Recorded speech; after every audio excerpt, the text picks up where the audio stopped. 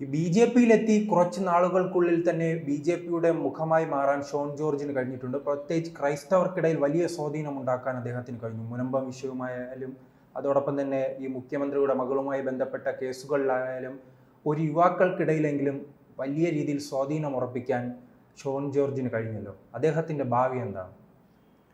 നമ്മൾ അദ്ദേഹത്തെ ശരിക്കും റേറ്റ് ചെയ്യേണ്ടത് തമിഴ്നാട്ടിലെ അണ്ണാമലയോടൊപ്പം.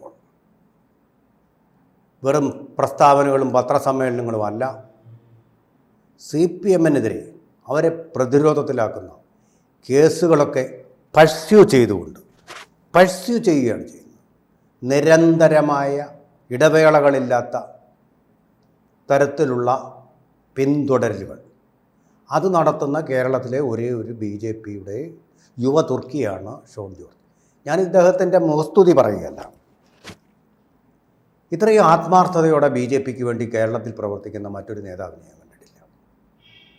എനിക്കറിയില്ല അദ്ദേഹത്തിൻ്റെ ലക്ഷ്യങ്ങളാണ് എന്താണെന്നൊന്നും എനിക്കറിയില്ല. പക്ഷേ ഇപ്പോഴത്തെ പ്രവർത്തന രീതി കണ്ടാൽ ഇതുപോലെ 4-5 നേതാക്കൾ BJPക്ക് ഉണ്ടെങ്കിൽ തീർച്ചയായിട്ടും കേരളത്തിൽ താമര വിരിഞ്ഞിട്ടുണ്ട്. ഇപ്പോൾ താമരകളുടെ ഒരു താമര പൊയ്കയായിട്ട് കേരളം മാറുന്ന കാലം വിദൂരമല്ല എന്നുള്ളതാണ് എൻ്റെ അഭിപ്രായം. കാരണം കേസ് പെഴ്സ്യൂ ചെയ്തതിന് റിസൾട്ട് ഉണ്ടാക്കുന്നു, ഇമ്പാക്റ്റ് ഉണ്ടാക്കുന്നു. നോക്കൂ, ഇപ്പം മാത്യു കുഴൽനാടൻ കേസ് പെഴ്സ്യൂ ചെയ്തു, എവിടെ എത്തി? ഒന്നും ആവാതെ പോയി, പിന്തിരിഞ്ഞു. ഇതാ നോക്കൂ, എത്ര ദാർഢ്യത്തോടുകൂടി സ്ഥിരതയോടുകൂടി പിന്തുടരുകയാണ്. അദ്ദേഹം ഇപ്പോൾ ഉള്ള അദ്ദേഹത്തിൻ്റെ പദവികളേക്കാൾ ഉയർന്ന പദവി അർഹിക്കുന്ന, കൂടുതൽ പ്രോത്സാഹനം അർഹിക്കുന്ന ഒരു നേതാവ് തന്നെയാണ്. അത് തീർച്ചയായിട്ടും വേണ്ടതാണ്. പാർട്ടിയുടെ ഇപ്പോൾ പ്രധാനമായി ചർച്ച ചെയ്യുന്ന 2 വിഷയമാണ്. ഒന്ന് മുനമ്പവും ഒന്ന് മുഖ്യമന്ത്രിയുമായി ബന്ധപ്പെട്ട വിവാദങ്ങളും. 2 വിഷയങ്ങളിലെ നായകൻ ഷോൺ ജോർജാണ്. പഴ്സ്യൂ ചെയ്യുന്നത്, നിരന്തരമായിട്ട് അതിന് പഴ്സ്യൂ ചെയ്യുന്നു. അണ്ണാമലയുടെ ഗുണം അതാണ്. ഒരു കേസ് ഏറ്റെടുത്താൽ അതിനെ പഴ്സ്യൂ ചെയ്യും.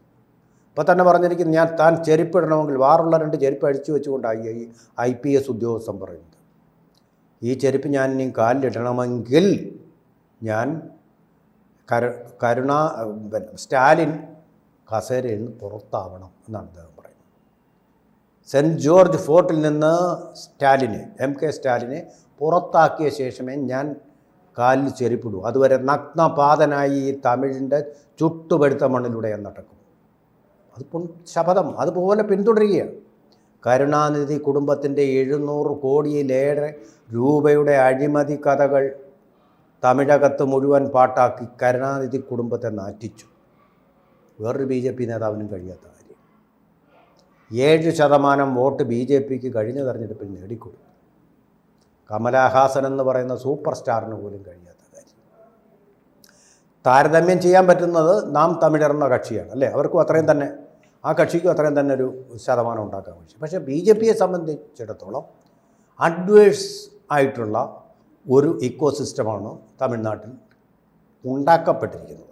അത് മറികടക്കുക, 7% കൊണ്ട് മറികടക്കുക എന്ന് പറയുന്നത് അസാധ്യമായിട്ടുള്ള കാര്യം തന്നെയാണ്. ആ അസാധ്യമായിട്ടുള്ള കാര്യം തന്നെയാണ് അണ്ണാമലൈ നിർവഹിച്ചത്. അതായത് അസാധ്യമെന്നൊരു വാക്ക് അദ്ദേഹത്തിൻ്റെ നിഘണ്ടുവിലില്ല. അതുപോലെ തന്നെയാണ് ഷോൺ ജോർജിൻ്റെ കാര്യത്തിലും അസാധ്യം എന്നൊരു വാക്ക് അദ്ദേഹത്തിൻ്റെ നിഘണ്ടുവില്ല. 2 കേസുകളാണ് അദ്ദേഹം പഴ്സ്യൂ ചെയ്തത്, പിന്തുടർന്നത്. അതായത് ഒന്ന് മാസപ്പടി കേസ് സമാനതകളില്ലാത്ത രീതിയിൽ പലവിധ ഇൻവെസ്റ്റിഗേഷൻ ഏജൻസികളാൽ വേട്ടയാടപ്പെടുന്ന ഒന്നായിട്ട് മാറി.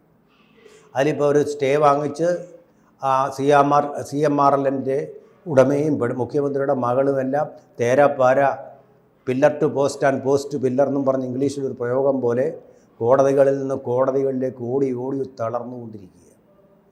ശരിയാണ്, അവസാനം 2 മാസത്തെ സ്റ്റേ വാങ്ങിച്ചു. This is only stay, this is not even an interim order. Stay ഒരു ആശ്വാസം. അത് അദ്ദേഹത്തിൻ്റെ പോരാട്ടങ്ങളാണ്. BJPയിലേക്ക് വരികയാണെങ്കിൽ BJPക്ക് ഇത് എത്രത്തോളം ഗുണം ചെയ്യും? കാരണം ക്രൈസ്തവ വിഭാഗവുമായി BJP വലിയ രീതിയിൽ അടുക്കണമെന്ന് ആഗ്രഹിക്കുകയാണ്. പക്ഷെ അതിനുള്ള ഒരു പാലമായി മാറാൻ ഷോൺ ജോർജിന് കഴിയുമോ? അതിൻ്റെ ഒരു ഫൾക്രമാണ് മുനമ്പം എന്ന് പറയുന്നത്. മുനമ്പം അതിൻ്റെ ഒരു ഫൾക്രമാണ്. കേരളത്തിൽ ഇതാ ഇപ്പോൾ കണ്ടില്ലേ, അതായത് ഇത് നടപ്പാക്കണമെന്ന് പറഞ്ഞ് കേരളത്തിലെ ഒരു ക്രിസ്തീയ വിഭാഗം സുപ്രീം കോടതിയിൽ പോയിരിക്കുക. മുസ്ലിം ലീഗ് കൊടുത്ത കേസിനെതിരെയുള്ള കേസുമായിട്ട് പോയിരിക്കുക. നിസ്സാര കാര്യമൊന്നുമല്ല അത്. കേരളത്തിൽ ആദ്യമായിട്ടാണ് ഇങ്ങനെയൊക്കെ സംഭവിക്കുന്നത്. അവിടെ ജോസഫിൻ്റെ കൈ വെട്ടി കളഞ്ഞിട്ട് പോലും കക്ഷി ചേർന്നിട്ടില്ല ക്രിസ്തു സമൂഹം.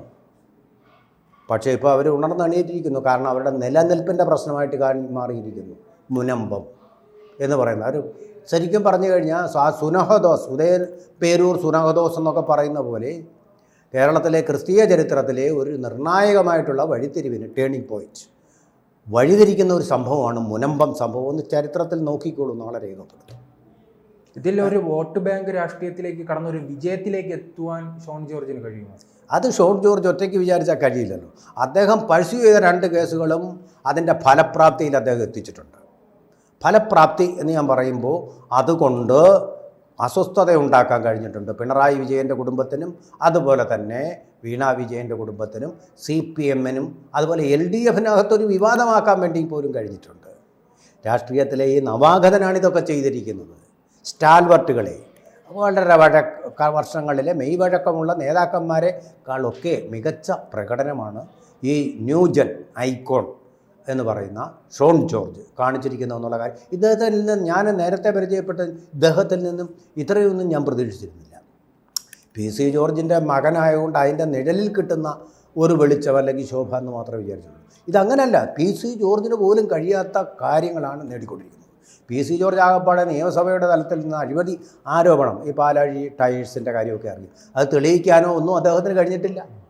പക്ഷേ ഇതങ്ങനല്ല. ഇത് ഉന്നയിക്കുകയും അത് തെളിയിക്കുകയും നടപടികളിലേക്ക് എത്തിക്കുകയും ചെയ്തു. ഇനി പിന്നെ ചിലപ്പോൾ നമ്മളീ പറയുന്നത് പോലെ പണം കൊടുത്തു വാങ്ങാവുന്ന ഒന്നാണ് നീതി എന്നുള്ളത് കൊണ്ട് കോടിക്കണക്കിന് രൂപ മുടക്കി ഈ കേസുകളൊക്കെ ഈ സ്റ്റേ വാങ്ങിക്കൽ, അത് പിന്നെ താമസിപ്പിക്കൽ, അവധി ചോദിക്കൽ നമ്മൾ കണ്ടല്ലോ. നേരത്തെ ലാവ്ലിൻ കേസിൻ്റെ കാര്യത്തിൽ കണ്ടതുപോലെ തന്നെ വീണ്ടും അനിശ്ചിതമായിട്ട് നീട്ടിവെപ്പിച്ചുകൊണ്ടിരിക്കുക. പണത്തിൻ്റെ ബലം തന്നെയാണത് എന്നുള്ളത് വളരെ സുവ്യക്തമായിട്ടുണ്ട്, ആളുകൾക്ക് ബോധ്യമായിട്ടുണ്ട്. ജനങ്ങളുടെ മനസാക്ഷിയുടെ കോടതിയിൽ ആരാണ് കുറ്റവാളി എന്നുള്ളത് തിരിച്ചറിയപ്പെട്ടിട്ടുണ്ട്. CPM-ൻ്റെ പോളിറ്റ് ബ്യൂറോയിലെ അതിബുദ്ധിജീവികളായിട്ടുള്ള സഖാക്കൾക്കും അത് മനസ്സിലായിട്ടുണ്ട്. പക്ഷേ അവർക്ക് വേറെ മാർഗമില്ലാത്തതുകൊണ്ട് മാത്രം പിണറായി വിജയനെ പിന്തുണച്ചുകൊണ്ടിരിക്കുകയാണ്. അതുകൊണ്ട് തന്നെയാണ് ബിനോയ് വിശ്വത്തിൽ നിന്ന് സത്യത്തിൻ്റെ സ്വരം വന്നു. പക്ഷേ ശിവൻകുട്ടി കണ്ണുരുട്ടി കാണിച്ചപ്പോൾ അദ്ദേഹം തൻ്റെ നാവ് താഴേക്ക്, നമ്മുടെ പ്രേക്ഷകരൊക്കെ പ്രതീക്ഷിച്ച പോലെ തന്നെ താഴേക്ക് ഇറങ്ങി പോവുകയും ചെയ്തു. അപ്പോൾ ഈ കണ്ണുരുട്ടിക്കൊണ്ടും പണം മുടക്കിക്കൊണ്ടും നിങ്ങൾക്ക് നീതിയുടെ ആ ഒഴുക്കിനെ, ദ ഫ്ലോ ഓഫ് ജസ്റ്റിസ് തടസ്സപ്പെടുത്താൻ കഴിയും, തടയണകൾ കെട്ടാൻ കഴിയും. പക്ഷേ ആത്യന്തികമായിട്ട് ഈ സത്യങ്ങളൊക്കെ പുറത്തു വരും.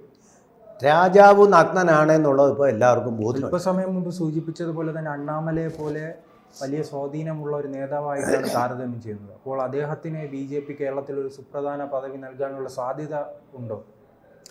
അത് ചോദിച്ചാൽ എനിക്ക് പറയാൻ പറ്റുകയില്ല. കാരണം അങ്ങനെ കാണുന്നില്ല. മതം മാറി വന്ന് BJPക്ക് വേണ്ടിയും BJPക്ക് ഉന്നയിക്കുന്ന പ്രശ്നങ്ങൾക്ക് വേണ്ടിയും വന്നിട്ടുള്ള രാമസിംഹനും, അതുപോലെ തന്നെ വേറെ പലരും ഉണ്ട് BJPക്ക് വേണ്ടി അതിശക്തമായിട്ട് വാദിക്കുന്ന. തങ്ങളുടെ മതം BJPയോട് കാണിക്കുന്ന അനീതിയെക്കുറിച്ച് നാവിനെ പടവാളാക്കിക്കൊണ്ട് പറഞ്ഞവർ പലരുണ്ട്. എല്ലാവരുടെയും പേര് ഞാൻ പറയുന്നില്ല. അതുപോലെ തന്നെ അബ്ദുള്ളക്കുട്ടിയുടെ കാര്യമുണ്ട്. അബ്ദുള്ളക്കുട്ടിക്ക് ശരിയാണ്, അധ്യക്ഷൻ എന്നുള്ള സ്ഥാനം കിട്ടിയിട്ടുണ്ട്. പക്ഷേ അതിനപ്പുറം അദ്ദേഹം ഒരു സക്രിയമായിട്ടുള്ള ഒരു രീതിയിലേക്ക് വരുന്നതിനുള്ള അവസരങ്ങൾ ഉണ്ടായിട്ടില്ല എന്നുള്ളതാണ് സത്യം.